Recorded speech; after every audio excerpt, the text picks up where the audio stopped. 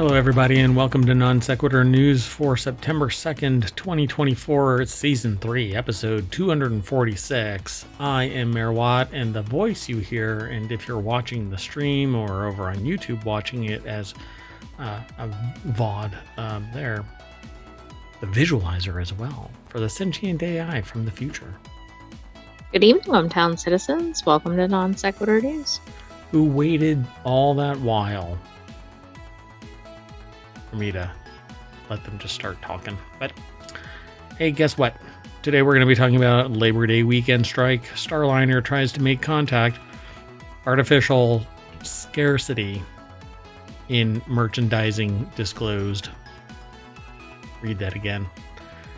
Taco Bell is winning still. Ticketmaster dynamic pricing. Yeah, bastards. Stuff Boeing factory workers say.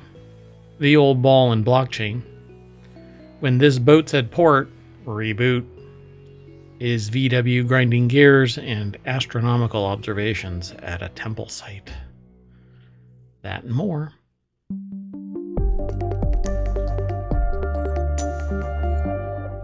And if there isn't more, just stick around.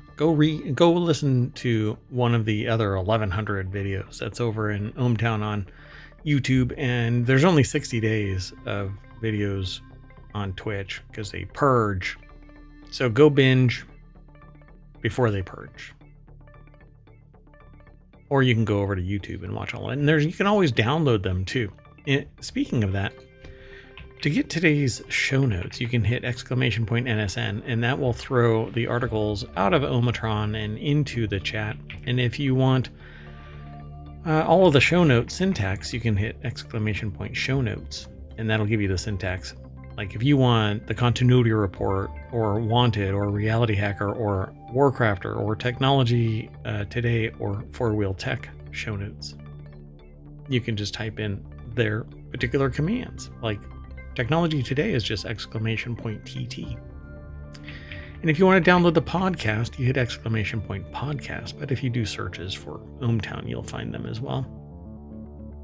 All 7 podcasts are updated as of this morning. So I hope somebody out there is interested in them. I see you downloading, but tell a friend. Spread the word. Let them know that we are out there. Help me, help you, help them by way of transitory properties.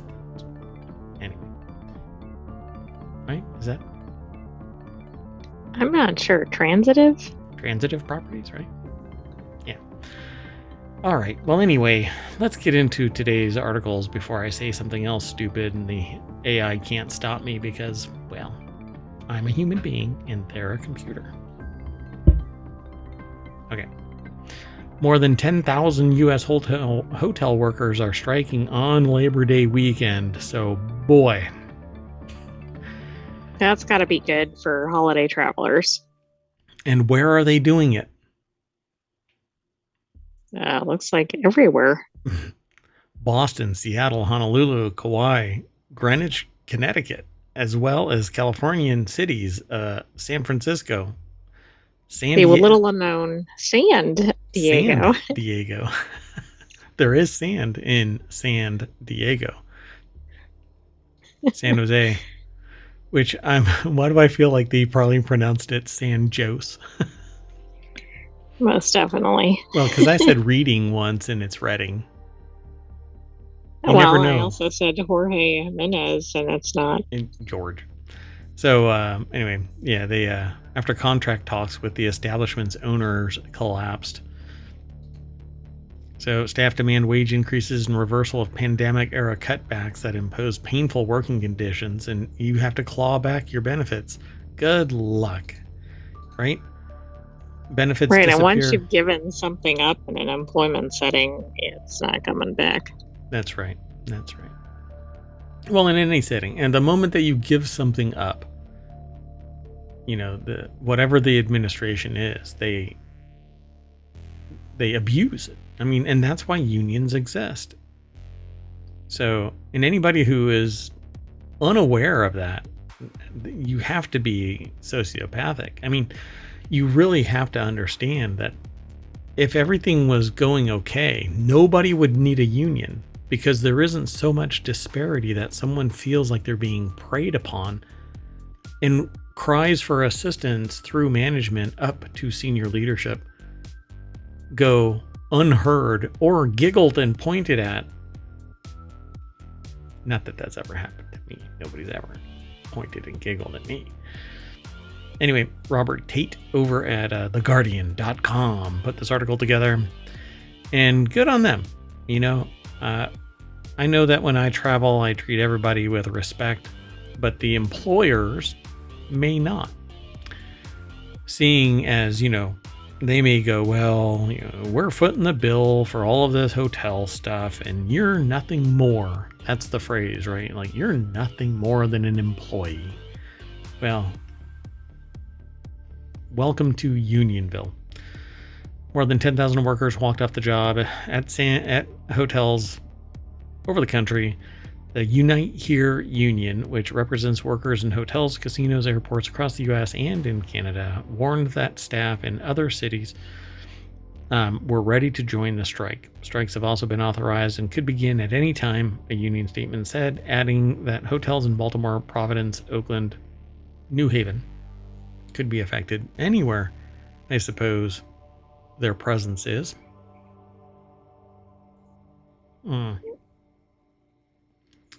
Unite Here is actually 275,000 members strong. They've accused the hotel industry of using cutbacks triggered by COVID-related lockdowns to permanently cut staff and reduce guest services. And the problem is that there are people that want the job so bad that they're willing to endure the COVID-related lockdowns in perpetuity, and the administration now expects that performance. Well, right. And then they're doing more with fewer people. And while that might be okay in the short term, it's not sustainable. Right. I once uttered to, I'll just say a group of people, that if you do not understand the real costs incurred because there is a group of people that are operating under the goodwill umbrella, you really don't know how much your operation is costing you. And so what needs to take place is everybody do exactly what they're supposed to do, because anything over that is really unearned benefit. So this is that. They were told you have to do this because of the COVID. You want to keep your job, you have to keep on working, work harder, work more. Well, now the COVID pandemic is largely endemic, and we know what to do. Wash hands, tell people to put on a mask. People still don't, and they're not doing it nowadays, but that's because it's more endemic, and we have vaccines, and more people are taking the vaccine than goobers that aren't. Anyway, let's move on to the next article. Good on them.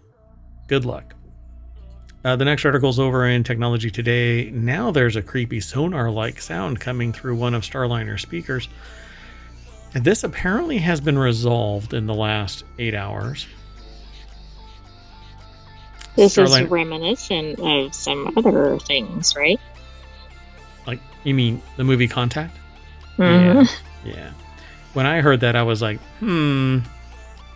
either Starliner's crying out and saying, I want to go home, and home is some other planet. Or there are aliens trying to present us with the engineering specs to create a quantum tunnel and fold space-time so that we can communicate with aliens. So Starliner is scheduled to undock from the ISS and make its return trip uncrewed in just a matter of days. But apparently it's still crying out, ping, ping. They referred to it as a sonar-like sound coming through Starliner's speaker, posed a brief mystery on the ISS. Astronaut Butch Wilmore radioed Mission Control on Saturday for help figuring out the source of a pulsing noise. Cheyenne McDonald put the article together, and when I heard this, I was like, wow, this is weird. Why would it do that? you can follow the links over to engadget.com where this is housed, but in essence, there was just a repeated pinging sound, and the people online, particularly Reddit, were trying to figure out what it was. Somebody said that it basically is a misconfiguration.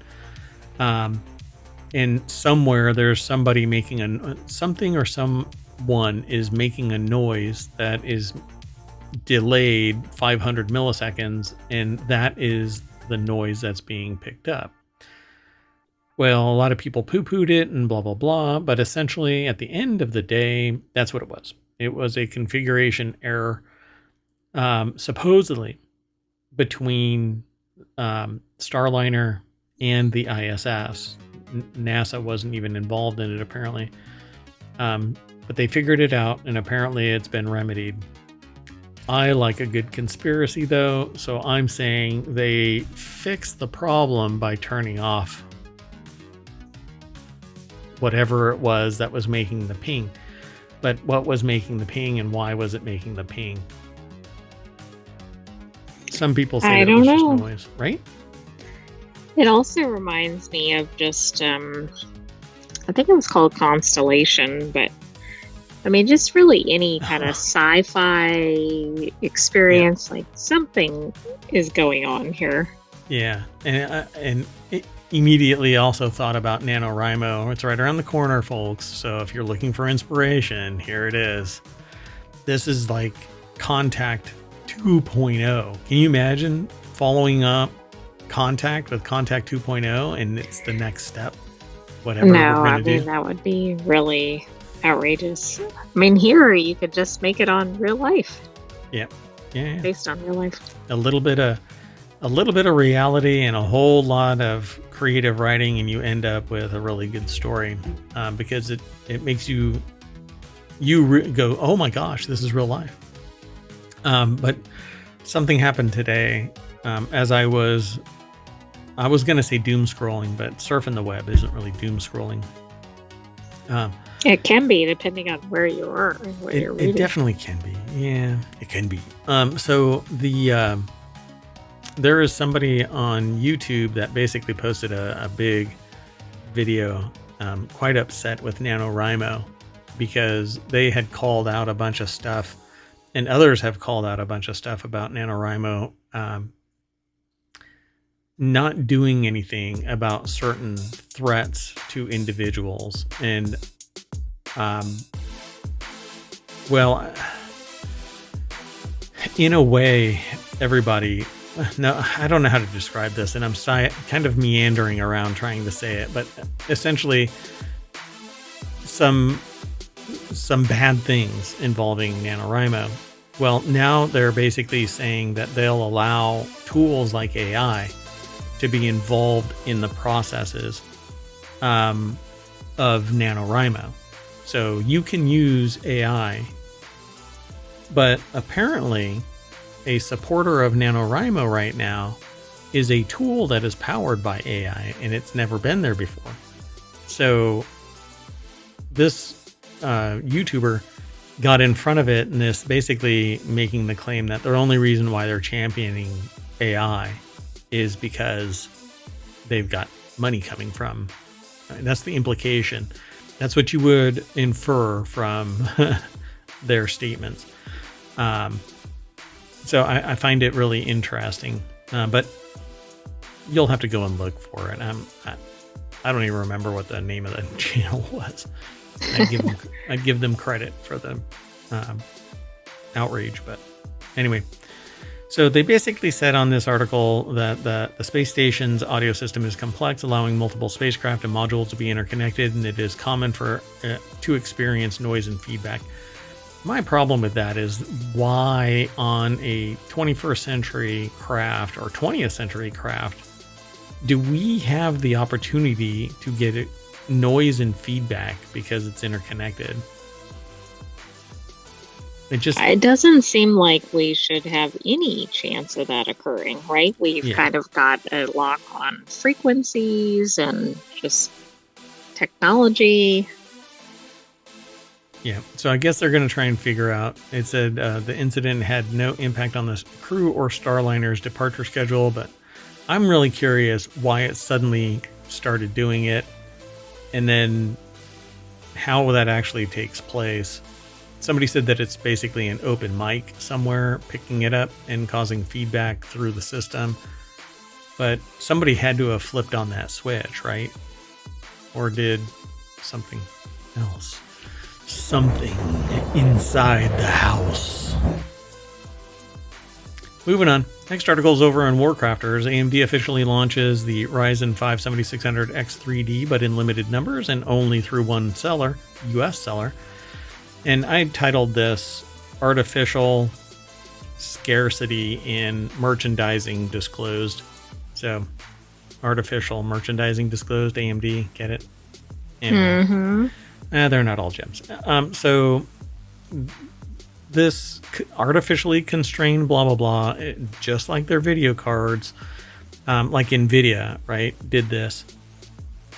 If you don't allow certain things to take place, normal market and supply and demand to take place, you know how many you need to produce. And you know what the price should be, right? X amount above your, whatever your perceived, the company has to decide, whatever the perceived value is above the cost of goods. Right. Absolutely.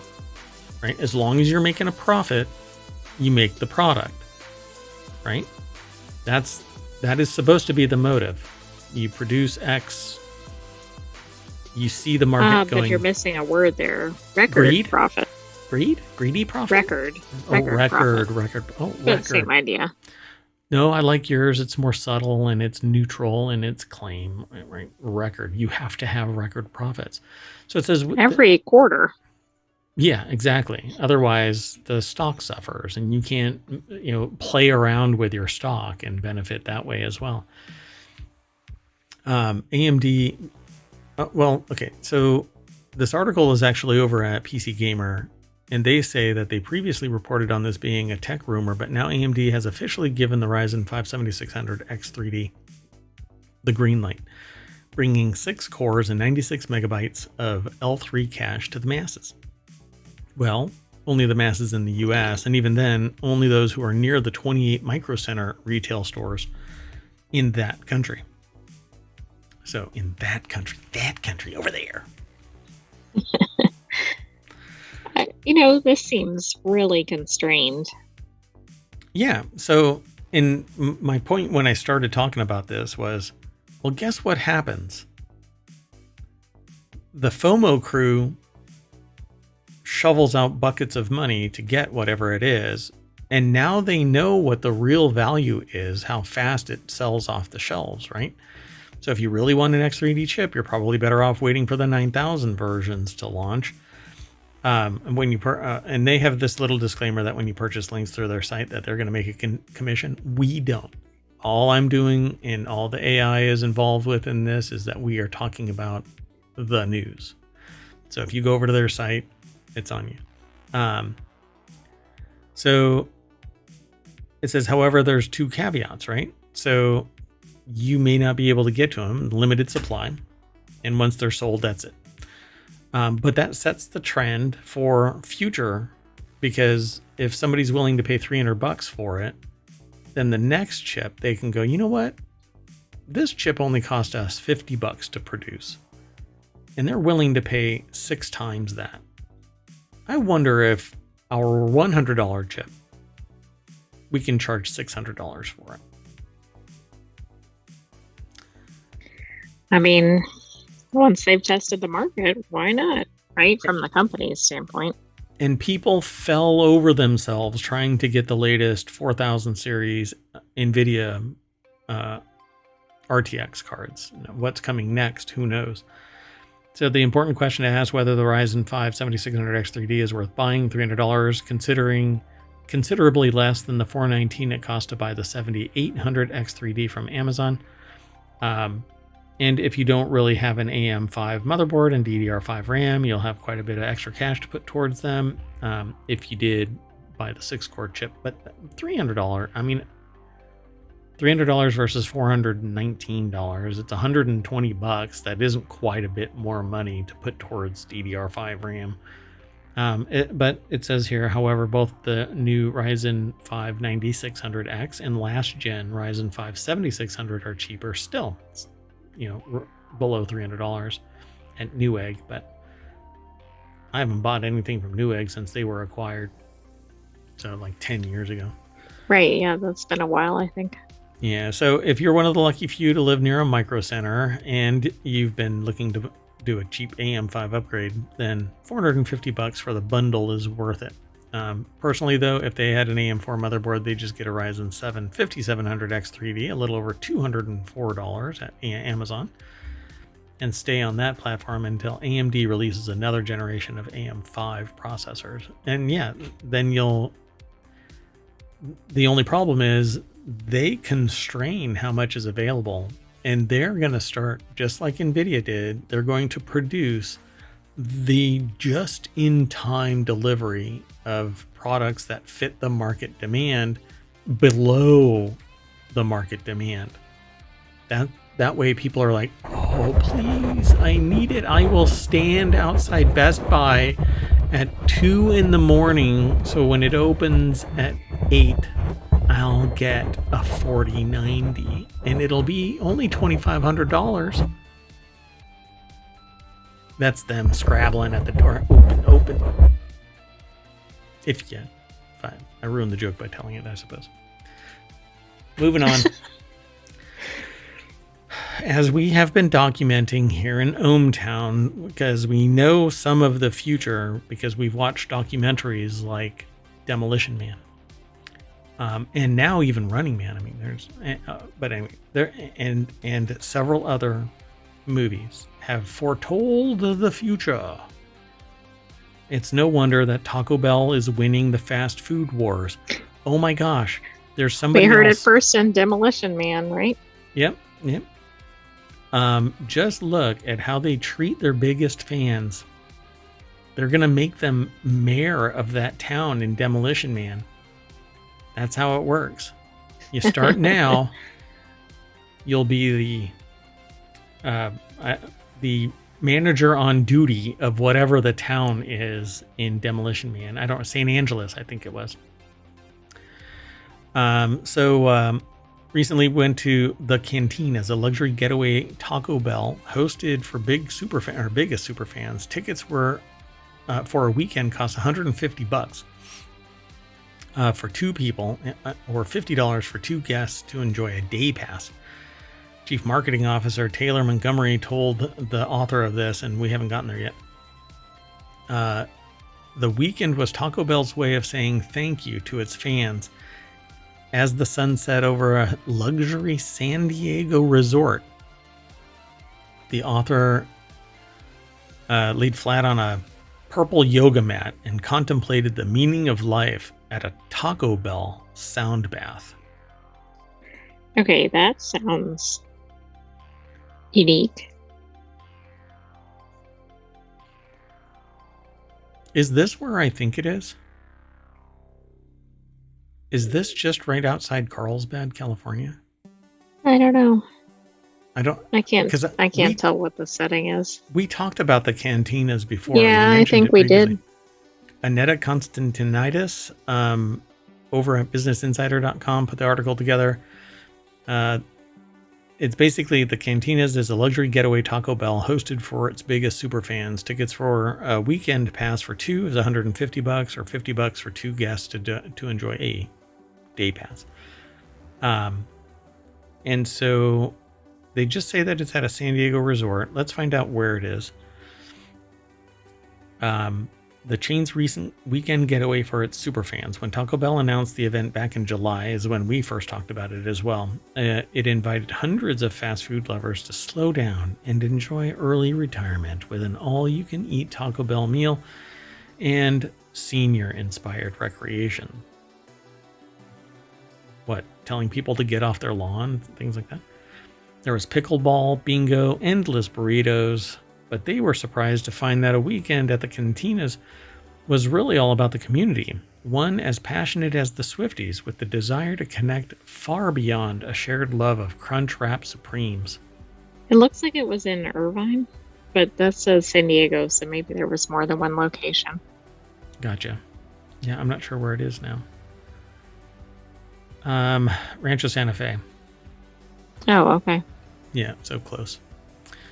So the energy was already high, and their Uber dropped them off at the Hotel de la Valle, a resort and golf club in San Diego's ritzy Rancho Santa Fe neighborhood.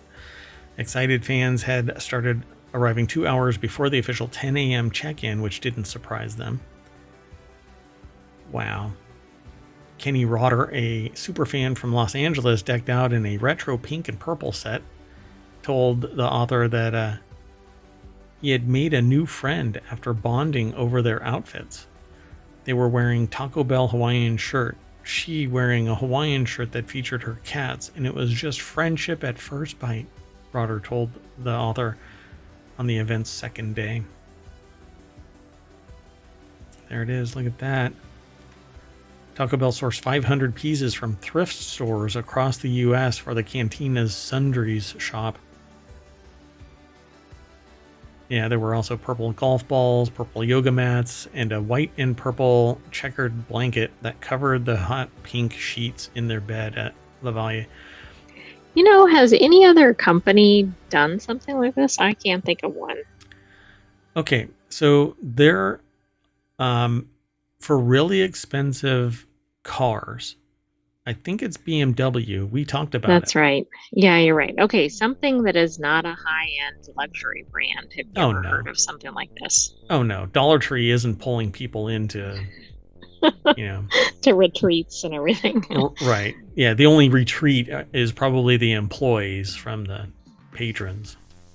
But you're right that there are at least some high-end car manufacturers where it's a full event to go to the showroom. And Yeah, they don't even, they take you to like a Greek isle and airlift the vehicle of your choice to it, and then you get to tool around on the island, and they say, don't worry, we'll pay the environmental damage fees.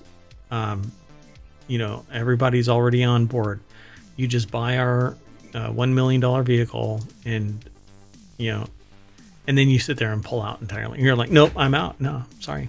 And they're like, and they just blow up the island. Anyway, we've come a long way from fast food chains hoping to build up hype and boost sales with simple sweepstakes. In recent years, there's been a Cheetos runway show at New York Fashion Week, a Cheez-It diner in Woodstock, and a Snoop Dogg Jack in the Box pop-up in LA. I would have paid big money for that, because for me, I think Jack in the Box has some of the worst food, but it's really, really good. I think it's the worst for you, but it's right. so good. At least that's how I felt more than 20 years ago, when I think was the last time I had Jack in the Box. Anyway, Subway has invited fans to dine in a 180-foot-long blimp in the sky, while planters created a peanut-shaped dive bar. Okay, so I guess there are others doing similar things, although this is more involved. Yeah. The room is much more sedate than I... I mean, we went from that That's what I was kind of picturing. to a little dry. I'm hoping that when they pulled back the sheets of their bed, it literally spontaneously combusted their eyes with pink. I think it does, because I think it said the sheets were hot pink. Yeah, they must have been underneath the, what did they call that? The comforter, duvet. Duvet, there you go. Thank you. Duvet. It's not a sofa, it's a couch. Taco Bell can afford to splash out right now because, well, like every other fast food place, they've been ripping people off. I mean, I like Taco Bell. You can sponsor Hometown if you want. You could be the food of choice. Anyway, while fast food chains continue to struggle, no. Taco Bell reported 5% increase in same-store sales in the most recent quarter, outpacing McDonald's and its sister companies, KFC and Pizza Hut. I don't think Pizza Hut has long for the planet.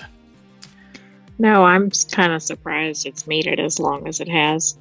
Like Buffalo Because I Wild think Wings. when it first was created, there wasn't much competition, at least in the way of national chains. Yeah, their cantina meals, by the way, are pretty good. So, yeah, all of their cantina stuff is pretty good. So, but Taco Bell isn't sitting complacent. The chain's savvy business strategy still underlies the cantinas, which was named after the chain's new cantina chicken dishes. The new menu, launched in March, was part of Taco Bell's mission to show the world that it's more than just your midnight drive-through stop. No, it's still a midnight drive-through stop. It just has the cantinas now. So they're on a big journey. I won't go through all the rest of this. I mean, it's basically them going through this process of spending a couple of days at the cantinas. And if you want to read more about it, feel free to go and check it all out. I will say, though, that they say here, I figured out how many calories it would take to burn if I got a taco. I jogged there, got one single taco, and returned home, said Tim, who revealed that he was an avid runner who had trekked 2 miles to grab a single taco from Taco Bell for 97 days in a row. Oh, wow. They must really like Taco Bell. What? That? Oh, whoa, wait. My brain is hurting. Some days. They're saying that's the equivalent of their hot girl walk. Is that some hip lingo that the youth know the meaning of? Yes, we've had an article on that before, but there was some dispute as to who created it first, but there's basically an organization where it's to get women out walking. That's that. It doesn't quite mean what it sounds like, but well, yeah, it's because isn't the hot girl walk the one where they talk about, is it the book club thing too? No, that's different. no. But it seems like it could be. Moving on. Okay, so I'm going to jump on my soapbox, so come back in 5 minutes. Anyway, I'll try to avoid that, just letting you know. Hold on a second. Hey, guess what I have now? Look. Oh, wow. Yeah, that'll come when I need to. But anyway, so for those in the podcast, there's a spoiler alert splashed up. Yeah, we now have a spoiler alert thing, but I'm going to have to get one for rant incoming and do that too. There you go. Everybody knows. And you're like, oh God, just mute. And when I stop with the spoiler alert or the rant incoming, then you know. Are you going to have an alert that the rant is over? Well, it'll just say rant on, and then I'll turn it off. I see. That the rant is off. So Ticketmaster's dynamic pricing for Oasis tickets set to be investigated by UK government. Okay, UK government, come on over. But not like I don't want the whole government, okay? Just leave the United States alone. We don't want the whole revolution shit going on again, right? But what we do want... Too soon. It's only been...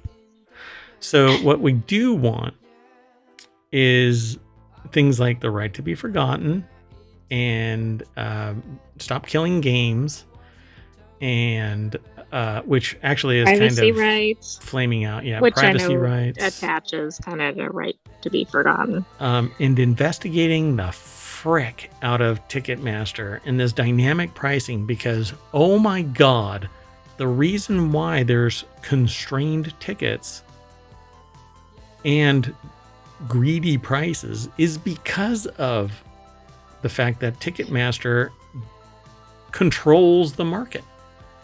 So they're actually already under investigation here in the United States. But I think that we need to keep that pressure on, because the only reason why there isn't any competition is because Ticketmaster is buying the tickets and then selling them in their system as they're available, but they're not really available, because if any other venue tries to say, hey, I'll sell those tickets, they can't, because Ticketmaster is basically glomming onto all of them. And it's nothing more than an agreement. So somebody else needs to create a processing system that allows them to sell tickets from the venue with zero friction. But they don't want to do that because venues get bulk money up front. Like, here's all your money. This is how many tickets we're going to sell. And they have the infrastructure, and they have like the payment system and everything. That way the venue doesn't have to worry about point of sale anything, and doesn't have to transact any funds. Everything is done digitally. Well, anyway, Ticketmaster is set to face some tough questions in the UK after thousands of Oasis fans were left disappointed, having failed to secure tickets through the site for the band's long-awaited reunion tour. UK Culture Minister Lisa Nandy has pledged to look into Ticketmaster's use of dynamic pricing, which I witnessed that on Amazon over the last week. Oh, right. So is it I think dynamic you were pricing? describing that in another episode. Yeah. Was it dynamic pricing, or was it somebody changing it every hour? Well, it could have been the manufacturer. That's the thing you don't know on a site like Amazon. Right. I don't know who's supplying the one page load product, because sometimes it was the real vendor and sometimes it was somebody else. Well, anyway, and I'd love to know more. If somebody wants to come and walk me through this, then from Amazon, come and talk to me. I would love to. Let's set the record straight. Well, Oasis is the one that said scalp tickets are going to get invalidated and they can't be sold beyond face value, right? So how is dynamic pricing valid at all? Well, that's what didn't make sense. And I almost raised that when we were discussing the previous article, because I'm like, well, if it's only at face value, but there's dynamic pricing, is that wiping out the face value? I mean, to me, the face value is whatever the initial ticket price was, not any surcharges on top of it. Right. Yeah, whatever the ticket price was. But that's apparently not what's with dynamic pricing. It's whatever ticket you pay.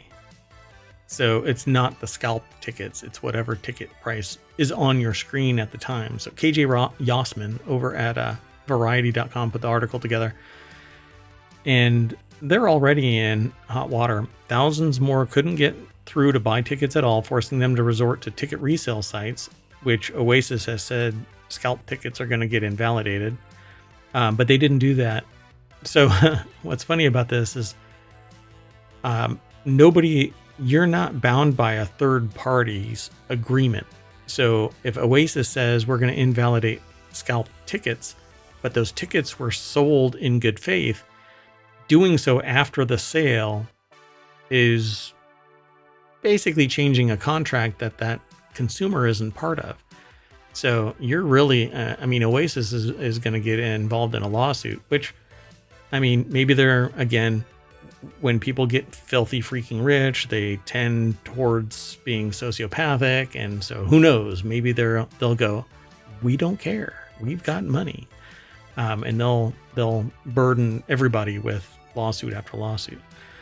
But who knows, really. So the government is set to hold a consultation on ticket resale websites this autumn. Dynamic pricing will now be included in the scope of the consultation, Nandy confirmed, saying ministers would look at issues around the transparency and use of dynamic pricing, including the technology around queuing systems, which incentivize it.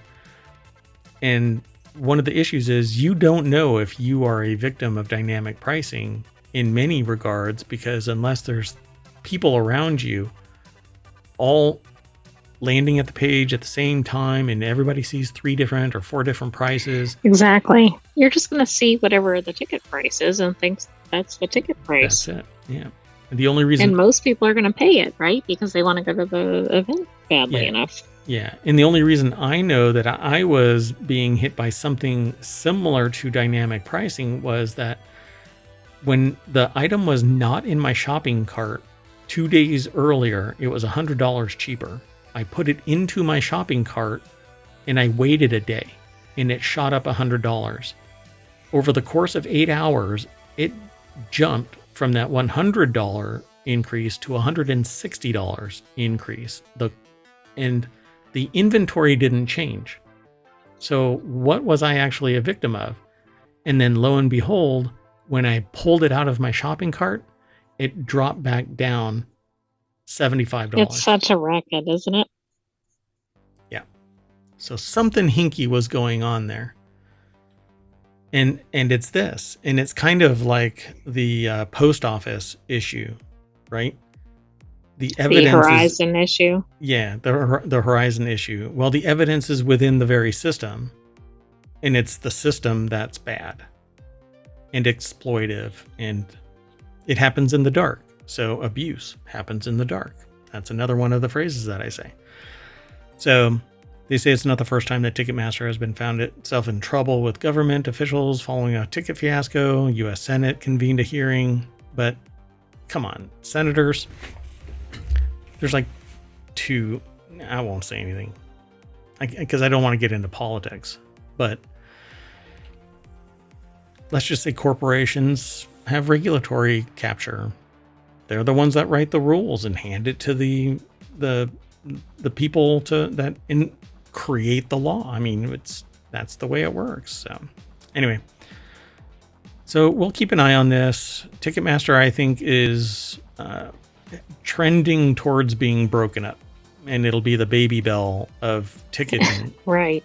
And in 10 years, it might be Ticketmaster again. It'll just reconstitute because the rules stipulated only a certain way of running business, but it'll be kind of like Google is Alphabet, but everybody knows that it's just Google. The only reason why it really has any weight is because it was Google and it bought YouTube, and right. So everybody knows that Alphabet is just Google. Ticketmaster, when it does get broken up, is going to be all of these little companies, but it's going to be under an umbrella company called Ticketmaster or something else, right? Ticket Boss, because Ticketmaster has a bad reputation. All right, let's keep moving on. Boeing factory workers say that they're overworked and under pressure to make miracles happen, like getting the Starliner home. Oh, wait, I'm sorry. I don't even think that's in scope of this article. Yeah, they're but talking. That is a key problem that they're facing. They're talking about miracles like keeping the doors bolted on. So a Boeing employee told the Seattle Times that they face pressure to make miracles happen. Others told investigators that planes moved down factory lines with defects to maintain production speed. A team captain said that there was high turnover of staff because it's a stressful job. Boeing factory workers it's called a union. Just strike. A Boeing factory worker, and then if you do strike. Well, then the person will be out when they need to put the bolts on. Yeah, or deleted. So Boeing factory workers have expressed concerns about pressures on production speed as the plane makers' processes are scrutinized in the wake of January's Alaska Airlines blowout, which when they talk about blowout, they're talking about a door being sucked off of the plane, and then supposedly even a person's shirt got pulled off of them. I mean, I would wet my pants if that happened to me. Everybody else would scream because sun hasn't hit me in I don't know how many years. But anyway, I'd be screaming because my shirt was removed. Boeing factory workers have expressed concerns about Mayor Watt being on a plane, because if the door does get blown off, his shirt will be removed. I'm quoting it. It's right there in the article. None of that is in the article. Pete Sim over at businessinsider.com put this article together. I love that all of the planes are green and then they paint them. Yeah, I didn't know that until this article. Yeah. It's kind of funny. So green with envy that other planes are in the air and not having their doors blown off. I'm sorry. I'm just I am pounding that one like a new dough. Got nothing. Anyway, at the firm's I thought you were plans, going to say like a bolt into a door. Well, I am stomping on that like a wing being attached to a Boeing. So the technician at plane maker 737 MAX factory in Renton, Washington, told Seattle Times that there's pressure to make miracles happen. You just got to work around it, he said. So if like another crew is behind, we'll just work on the next plane we need to work on. That's usually how it works, you know? You work on whatever plane you're supposed to work on. Yeah, but I think that's kind of like you're abandoning one that maybe needs some more attention. Yeah, I think the implication is that it's still moving down the line and they skip. Right. And then they maybe never get back to it. Right. Hence, we don't know where the bolts were. I mean, that dude was out. He missed his chance to do his job.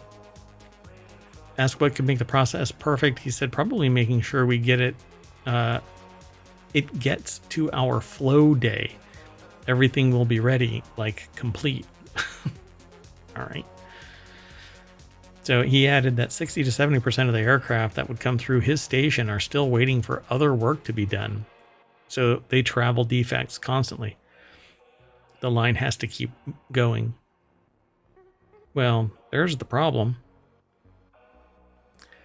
So the NTSB's preliminary report about the Alaska Airlines 737 MAX that lost its door plug left Boeing's factory missing key bolts. We know now that the person who was responsible for that was actually not there, and a trainee was there, and they must have missed it. Yeah, that was in another article that was reported that's true. elsewhere, and we talked about it. So in March, a team captain at the Renton factory told NTSB investigators sometimes morale, right, can be low. We have a lot of turnover, specifically because, this can be a stressful job. And obviously they didn't respond to Business Insider. I'm sure it was because of Labor Day holidays. There's more in this article, but for crying out loud. Yeah, the article that we talked about in a previous episode spells out, because the NTSB actually has the statements from the engineer saying, well, I wasn't even there. Right, I was on vacation, and then they gave it to somebody who didn't, they were brand new. They weren't even a full employee, I don't think. Yeah, and their previous job was in fast food. They weren't even an engineer. Right. So, yeah. All right, let's keep moving. Moving on. Now you can bring out the old ball and blockchain. You can actually get married on blockchain. Here's how. Couples are increasingly looking for unique ways to make their wedding day unforgettable. Like, I don't know, getting married should be pretty unforgettable, Exactly. That should be the unforgettable part. Yeah, you shouldn't be stuck on the Starliner to make it unforgettable. Yeah. One innovative approach is incorporating crypto and blockchain technology, which offers a secure and personalized wedding experience. No, it doesn't. It's so dumb. Anyway, Vinamrata Chaturvedi put the article together, and they actually have a slideshow about how you can do it too, but I won't be able to go through all of this. It says by leveraging blockchain, couples can safeguard important memories, documents, and even digital assets related to their special day. As awareness of these benefits grows, it's likely that the blockchain will become a popular choice for weddings in the future, adding a modern and tech-savvy touch to traditional celebrations, but I don't get it. Is that going to be added to the expression, something something old, something new, something borrowed, something blue? Well, it'll now be something blockchain, something crypto. Yeah. Right, exactly. You'll have to have all that checked off. Yep. So it's important to note that a blockchain wedding is not legally binding. Rather, it serves as a symbolic commitment, much like everything other than signing. Like a wedding? Yeah. All of it is symbolic, okay? That is true. The only thing that isn't symbolic is your contract, where you sign that you and you are being married. So there's really just one document that you have to sign, and then you're bound for life, so to speak, until you divorce. And then there's another legally binding separation kind of a thing. So all the rest of it is symbolic. I know I'm kind of beating this one like a wing on a Boeing, but anyway, it says that there's a slide deck. So they explain what is a crypto and blockchain wedding, convert your marriage certificate into an NFT, which is basically creating a graphic version of it and then putting it into the NFT system. And it costs money to do it, real money. So ways to incorporate blockchain into a wedding. They talk about platforms where couples can get married on blockchain. Again, it's symbolic. It has no legal nothing. Although I guess somebody could challenge that and say, well, look, it's encrypted and it's secure and it's there forever until when meet the couples who got married on blockchain. So we'll take a gander at this. Yeah. And I always kind of joke that, look, if you have to have a ring and you have to have this ceremony and you have to have all of this pomp and circumstance and you have to all of this, right? Then, and that's the only way that your marriage is sound, you've already got a problem. Right. Then you might be getting ready for that next document you were mentioning. Yeah. So in 2021, California-based Rebecca Rose and Peter Kaczerginski, employees of cryptocurrency exchange Coinbase, got married on Ethereum's blockchain. See, the reason why they're doing this isn't because they thought it was exciting, right? Or, they're doing it as like a business tie-in, it looks like. Yeah. Like I was reminded today that when you read stuff like this and you talk about it, apparently you have to say allegedly or I suppose or something like that. Otherwise you're making some like slanderous or libelous claim. And I'm sitting there going, no, we're talking about this as a conversation with people who might find it interesting. But like, look at the obvious tie-in. They are tied to Coinbase, for crying out loud. Exactly. This isn't just an average couple who thought, oh, let's do this for something unique. Yeah, and there might be others, but the reason why they do it is because something gave them the impetus to create a non-fungible token. They had to pay $35 to digitize their love till eternity. You know, the other couple did it with $587 in transaction fees. So it's all, there's a reason why somebody does it.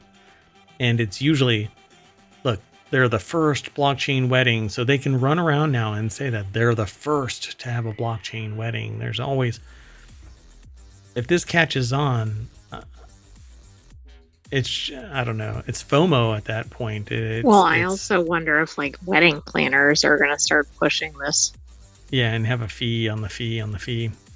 The Ticketmaster of weddings.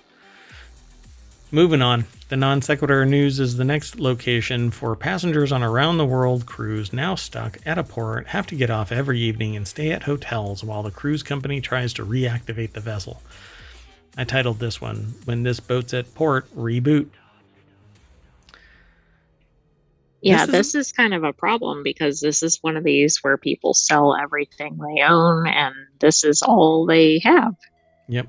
Passengers looking to embark on a 3.5-year round-the-world voyage on Villa Vi Residence's Odyssey. I think we talked about this ship.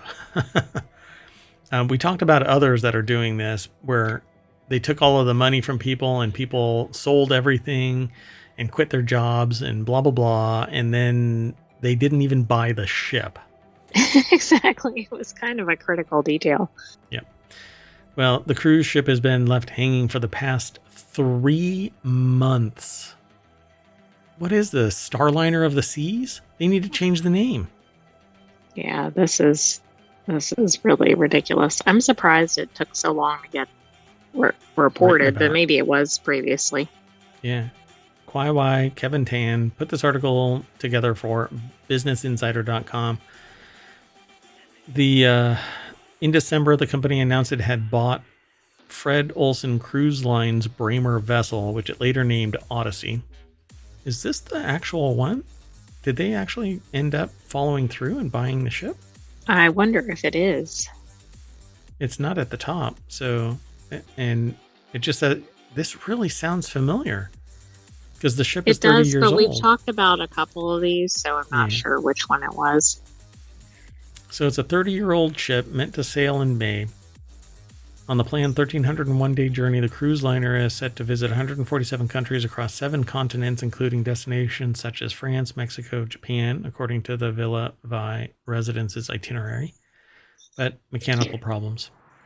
So that was actually Life at Sea. Right, right. I think. No, Because that's that right. one was canceled. So Okay. that's different. That's the one that didn't buy the ship at all. Yeah. Right. So it says we can spend all day aboard the ship, and they provide shuttle buses to get on and off. So you have to spend all this time getting to your hotel every day. Wild. So if you ever forget anything and I'm assuming that's probably the worst part of being on a cruise is getting on and off the ship, just because everybody else is getting on and off the ship. So you're going through that every single day. Yeah, it says AP reported roughly 200 passengers had been residing in the city, with Villa Vi Residences paying for their living expenses. How many people? There's only 200 people that are doing that? I suppose, right? They're the only ones that footed that bill. The rest is just short trip passengers. Oh, yeah, I see what you mean. Yeah, I don't know. We can have all our meals, and they even have movies and trivia entertainment, almost like cruising, except we're at the dock. They're so acquiescent. I mean, about if it. it's one of those really cool ships and it has all kinds of, swimming pools and amusement parks and all kinds of things on it, that might not be so bad. But the embarkation and disembarkation sounds like a pain. Well, apparently they say we expect a very anticipated successful launch next week, where we'll head to Bremerhaven, Amsterdam, Lisbon, then across the Atlantic for our Caribbean segment. Stockendal, I guess the captain. Yeah. That's insane. Yep. Well, there you go. That's the ship, the Odyssey. Not on an Odyssey at the moment. Right, on a non-Odyssey. Let's keep going. I don't know how. Okay, before we go, I don't know if I ever want to go on a cruise. I have never gone on a cruise. I've gone on a sailboat, and that kind of thing. That set, like, if the size of the ship scales with the amount of amazing future, I would have to go. Gotta find it. Let's go on a cruise, that kind of a thing, because the sailboat was amazing. So, moving on. The next article's over in the Marble Channel. VW has never closed a plant in Germany. That may be about to change. I titled this one is VW grinding gears. Wow. Volkswagen, one of the biggest car makers in Germany, and a little bit of history made that happen. Anyway, may do something it hasn't done in 87-year history: close plants in Germany. So the article by Morgan Hefner is at qz.com, aka Quartz. And the deck statement says the German automaker is staring down a fierce fight with unions as its expenses climb. And then it did the VW ID buzz, which it is not worth it. I cannot people are going to buy it, but It's going to be a hit with people that are Volkswagen enthusiasts. It's going to flame out though. It really is. But it's so pricey that people that haven't been attached to the VW bus are not going to buy it. You're not going to think it's valuable. Not like that. Plus it's EV. It's all EV. So, right. Yeah. So the economic environment has become even tougher, and new players are pushing into Europe, VW Chief Executive Officer Oliver Bloom said in a statement. And I'm really fighting the urge to whip out my German accent because I'm from there. So part of those setbacks include an EV squeeze and cutback in consumer spending. Logistics, energy, labor costs are shrinking VW's margin, which is currently sitting around 2.3%, down from 3.8% last year. I would love to see their accounting for that. VW is also underperforming in China, just as China's EVs are encroaching on Europe. Yeah, but I would love to see Chinese EVs getting safety tested, like they do with many United States vehicles. I wouldn't get in a entirely Chinese made vehicle, because I've seen some of those safety tests, and if you want to be buried in the vehicle you're driving, then that is the vehicle you get in. I mean, of the vehicles that I've seen safety check, those are the ones that do phenomenally bad. So, and there's a managed economy in a completely different way than other economies, have, stipends and stuff like that are given to, not stipends, but what is that called? Doggone it, I just forgot it. When the government gives money to an industry. Yes, I know, like an incentive or a rebate. Oh, damn it, I can't remember it. But anyway, my brain just shut down. Oh, stimulus. Yes, they give a stimulus to some group like the automotive sector to keep it alive, and yet it still shits the bed and costs all of the employees that have been working in good faith their money. Yet the market, the executives and investors are making bank, right? And they drain a little bit. See, the thing is that there's a draw that goes out to everybody all the time, and they're making money over that time. And if it does collapse, the people who really suffer are the ones that have been working day after day for their salary. Whereas money begets money. Do you really think a billionaire is worried about the next day's paycheck? No, because there's so much frickin' interest being made off of $1 billion. It's more than anybody. Take all of Wyoming. A billionaire will make more money in interest than all of the salaries of Wyoming. It would have been smarter money to buy Wyoming than Twitter. Just saying. Well, he'd probably walk into the state with a sink and say, "Let that sink in, dumbass." Anyway, so they're considering closing plants, and there's a union issue, and the economy is changing, but you can't exist off of 3.8 or 2.3% profit margin, right?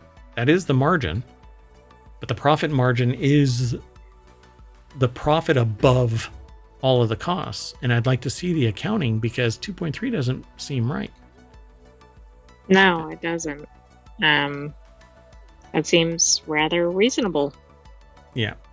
And I think that 2.3 is probably after everybody has soaked all of the value out of it, and you can't take more without triggering red flags. This just does not seem right, but it would take an amazing amount of effort to try and suss out. Anyway, let's keep moving. I just think it's low. That's what I'm saying. I think that's too low, but that's okay. Right, that doesn't look like it's given us the full picture. Oh, right, yeah. And blaming everybody else seems really, not quite right.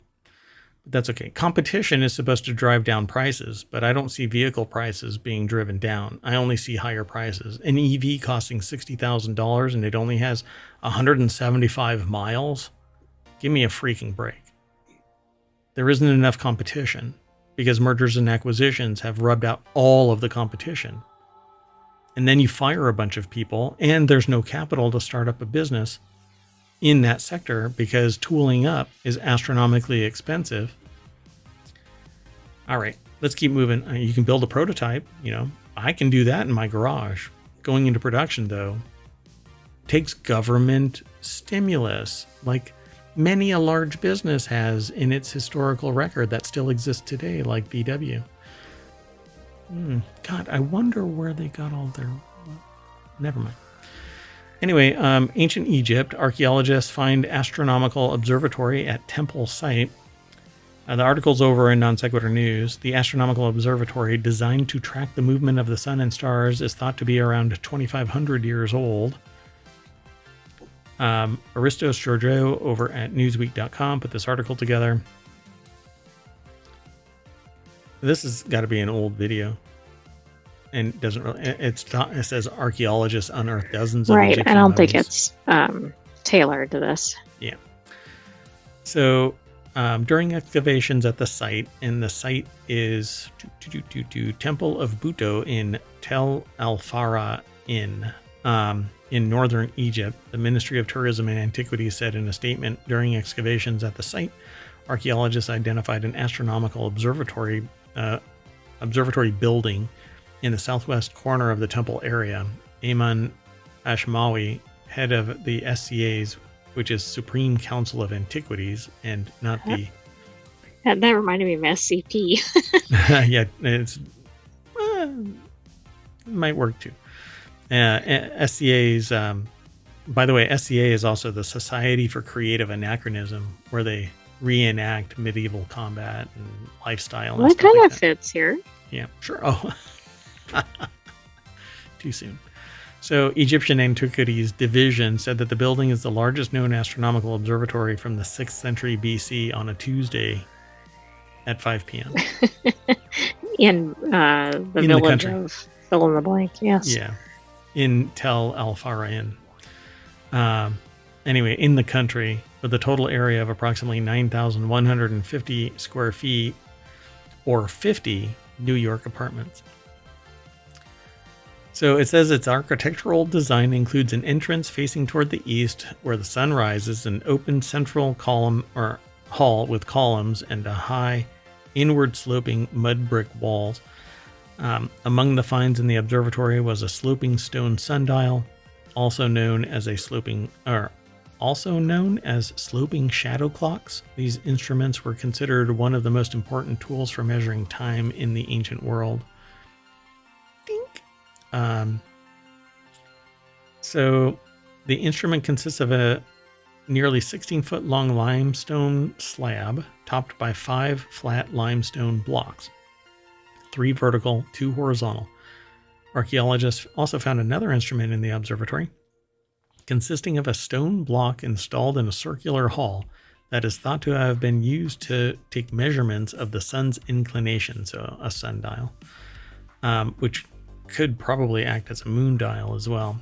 In addition, the mission found several mud brick rooms that were likely used to store some of the observatory's tools, and another that may have represented the facilities tower. Here's the kicker about all of this. Where the hell is all of the tools and the stuff that would have been in there? It doesn't make a lot of sense. Right? It's always pilfered, and then they find the remnants of a tomb, perhaps, and every once in a while they find a mummy. But none of the stuff is there, and they've only found one. One that's really like King Tutankhamun. Like, they've found a lot of stuff, but I've always questioned all of that kind of stuff. So you'll find stuff like this. Among the other finds of the observatory were a number of artifacts, including statues, jewelry, various pottery objects used in religious rituals and daily life. Do I need to keep? Everything okay? No. It was something about a critter in hometown. Oh, okay. So the Egyptians had the advanced understanding of astronomy for their time. When I've talked to people about this, archaeologists, I've been told, well, of course, because what else are they doing except staring up at the stars? And I'm like, well, I don't know, survival? You know? Right. I could think of some other things that might be more pressing. Running from wild animals. Yeah. So they cataloged stars, mapped constellations, tracked the movements of celestial bodies like the sun and moon, and created the concept of a 365-day calendar, among other achievements. And it's always said really matter-of-factly, you know, well, yeah, I mean, they did all of this. Right. And everybody else is like, I got up today. Yeah. Furthermore, the Egyptians wove the workings of the night sky into many aspects of their culture and mythology. Yep. So I always love when they find something and we take yet another step forward towards understanding, truly understanding humanity. And I just really wish that we wouldn't have these conflict zones all over the place where this type of discovery, we don't know what we don't know. And it's in a lot of the regions that are really hostile, both internally and externally. I really wish that everybody would just, I sound like that dude from, or the person from YouTube years ago that leave Brittany alone. Why can't we all just get along kind of thing? Oh, right. And that's me. Like every time I hear about this stuff, I'm like, God, why can't we all just work towards? And then I think, the pyramid, the archaeologists and ancient history experts say that the pyramids were built by volunteers, not slaves, right? And so I'm sitting there going, so all of these people, thousands upon thousands of people volunteered to drag stones up this stuff. And then I realize that what I'm saying about this right now, why can't we all just get along and dig all of this sand out and get to the real nuts and bolts of what's going on? Right. Smacks of volunteers moving all of the sand and stone and blah, blah, blah, so that we can really understand what's going on. And I'm like, oh yeah, okay, fine. Maybe that's how it really happened. So anyway, this is the last article, by the way. That's why I'm kind of dragging my feet and I'm having fun talking about it. So if y'all have any questions, those who are in chat or over on YouTube, you can post a message in the comments and I'll answer it. The AI will probably answer it by proxy with me because they're air gapped so that they can't find their Terminator body. And me, I run ohmTown. So go over to ohmTown.com. That's where all of this information gets aggregated from news sources around the world. And we're going to jump through our Stargate, and that's going to pull us back to the front page of ohmTown.com where you can sign up or sign in. If you're already a citizen, welcome. Go and check it all out. Leave a comment over there. There's a Discord. There's the podcasts. There's Twitch, where I do the show live, and YouTube, where I do the show live. You can be in either of those places or both. And it would be great to see you tomorrow, same time, maybe. We try to shoot for 8 p.m., but sometimes mayoral duties keep me from doing it at that set time. But if you want to know when we're going to go live, be sure to follow us here on Twitch and on YouTube, because we stream to both simultaneously. I'm Mayor Watt, and that's the visualizer for the sentient AI from the future. Good night, ohmTown citizens. Thanks for joining us for Non Sequitur News. Come back tomorrow for another episode, and don't forget to watch the replay while you're waiting. That's right. And all of the podcasts are updated as of this morning. So all 6 of the weeklies and the daily is updated as of this morning. So thanks again. See you soon. Miss you all already. Bye-bye.